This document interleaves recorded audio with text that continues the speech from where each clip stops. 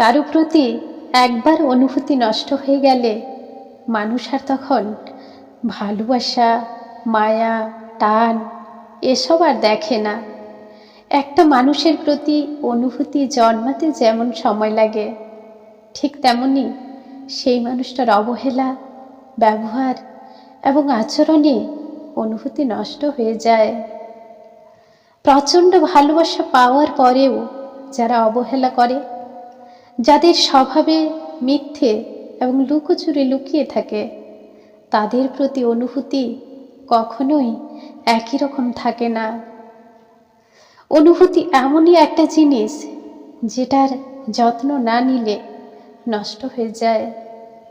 মানুষ তার মন এবং অনুভূতির ব্যাপারে একদমই চাপ নিতে পারে না। মানুষ যেখানে যত্ন, সম্মান এবং গুরুত্ব পায়, ভালোবাসা এবং আদর পায়, সেখানে নিজেকে রাখতে চায়।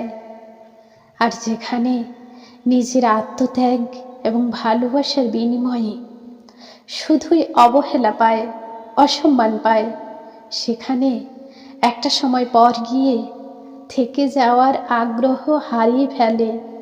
সম্পর্ক যখন অসম্মানের কারণ হয়ে দাঁড়ায়, যখন মানসিক যন্ত্রণার কারণ হয়ে দাঁড়ায়, মানুষ তখন ভালোবাসা, মায়া, টান এসব আর দেখে না, সম্পর্ক থেকে মুক্তি চায়।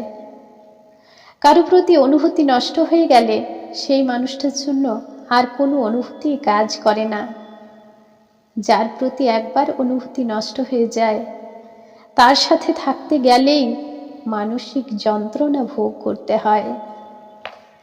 ধন্যবাদ।